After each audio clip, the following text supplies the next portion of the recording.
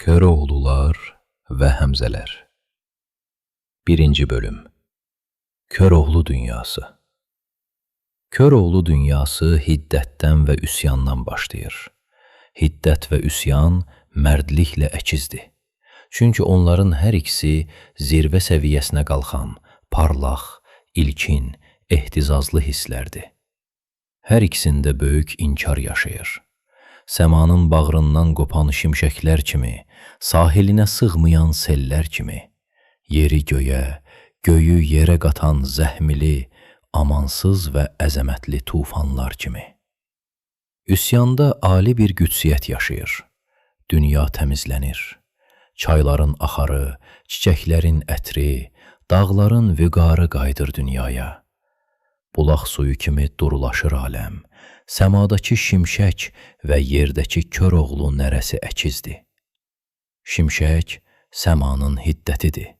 Köroğlu nərəsi yerdəki qüdrətlilərin, qeyrətlilərin, xalislərin qəzəbi.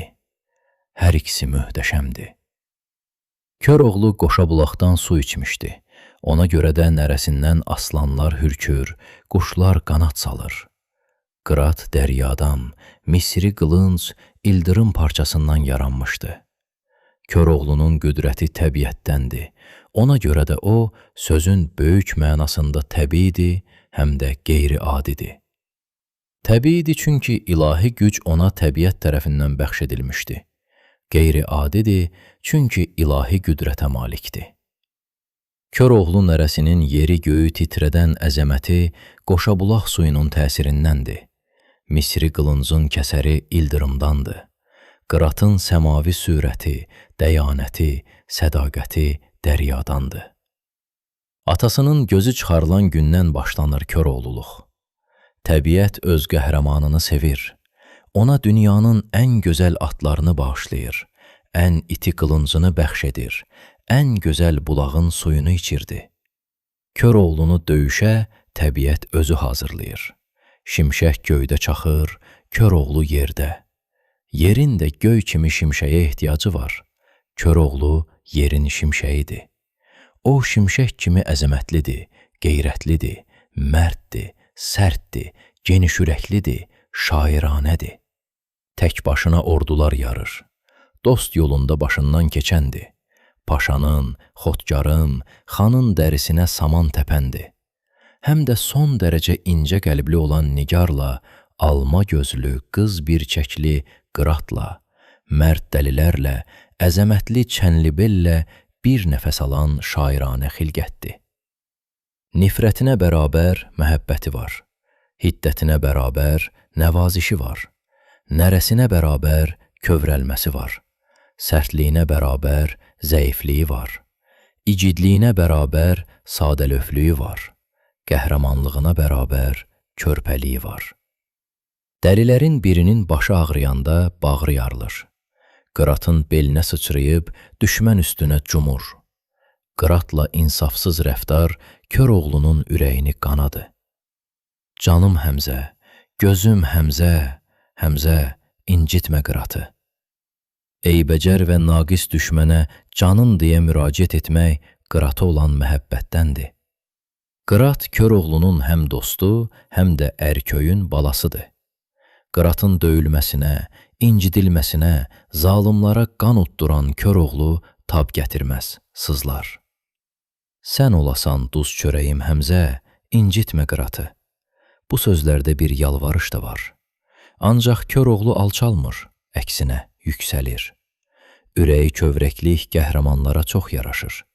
Qəhrəmanlar adətən şərin məftunluğuna bələd olduqları kimi xeyrin qədir qiymətini də gözəl bilirlər.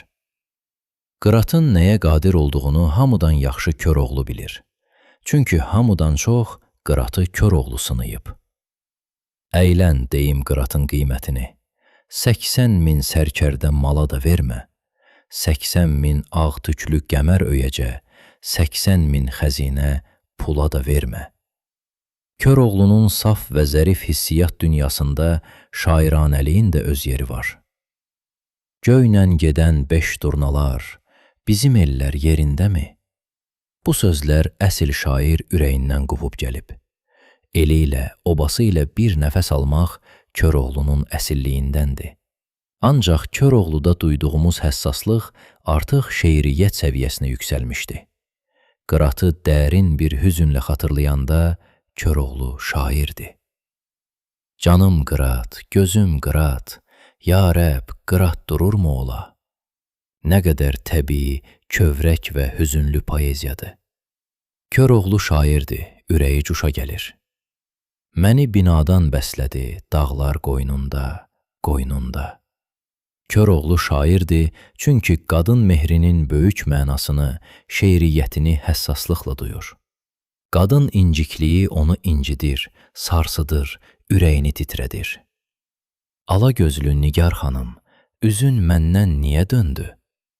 Köroğlu şairdir, çünki dost tənəsi onun sinəsinə dağ çəkir. O qovrulur, yanır. Keçər dövran, belə qalmaz. Şad ol, könül, nə məlulsan. Dəlilərim salam almaz. Şad ol, könül, nə məlulsan. Dəmirçoğlu, Dəmirçoğlu. Məlul, məlul, nə baxırsan? Canım, odlara yaxırsan. Dəmirçoğlu, Dəmirçoğlu. Bir anlıq düşünürsən, Köroğlu çənli belsiz, dəlilərsiz, nigarsız, xam eyvazsız yaşaya bilərdimi? Bilməzdi. Köroğlunun səadəti öz dünyasını yaratmasında və bu dünyaya bağlanmasındadır. Həmin dünya namərdlikdən, saxtakarlıqdan, mütüilikdən, xəbislikdən, dönüklükdən uzaqdır. Çənlibel həm real, gerçək bir məkan, həm də rəmzdir. Sıldırım qayalar, çənli, çiskinli dağlar dəliləri və Köroğluları Həsənxanlar dünyasının eybəcərliyindən, naqisliyindən qoruyur. Çənlibel bir səddir. Mərdliyi namərdlikdən, qəhrəmanlığı məkirdən, fədakarlığı fitnəkarlıqdan ayıran bir sədd.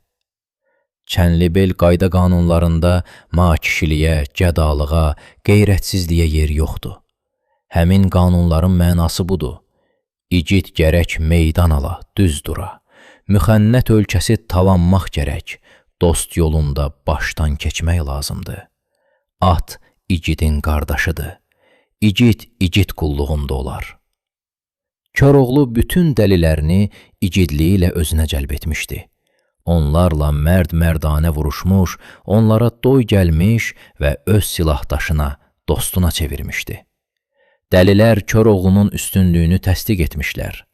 Dəli Həsən, Dəmirçoğlu, Eyvaz, Çopur Səfər, Dəli Mehdi, Halay Pozan, Tüt dağıdan, Toxmaq vuran, Tanrı tanımaz, Dil bilməz, Bəlli Əhməd igidlərin igidləridir. Ancaq Köroğlu onların hansından üstündür? Çünki hansının kürəyini yerə vura bilmişdi. Çənli belə Köroğlumun ətrafına seçmə oğullar yığılıb. Nə yaxşı ki, dünyada Köroğlu varmış. Onsuz dəliqanlı igidlər yetim qalardılar. Nə yaxşı ki, dünyada dəlilər varmış. Onlarsız Köroğlu sonsuz qalardı. Köroğlunun epik dünyası ona görə yarandı ki, Köroğlu tək olmadı. Analar onun üçün Eyvazları, Dəmirçoğulları doğdular. Dəmirçoğullar, Eyvazlar Köroğlunun qoç vaxtına düşdülər. Köroğluya meyil saldılar. Köroğlunun arxasınca getdilər. Dəlilərin möhtəşəm epik dünyası ona görə yarandı ki, həyatda Köroğlu adlanan yenilməz qüvvə var idi və həmin qüvvə onları birləşdirdi, el gücünə çevirdi.